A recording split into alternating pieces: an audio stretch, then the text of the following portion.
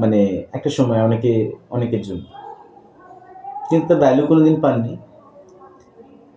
তার এগেনস্টে হয়তো অনেক লাঞ্ছনা, গঞ্জনা, হেট্রেট এগুলোই কালেক্ট করেছেন।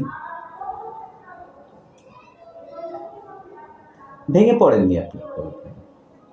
দেখুন, ইউ আর সোলজার, একদম রেডি সোলজার। তার পাশেও সোর্ড আছে, চারিদিকে সোর্ড আছে।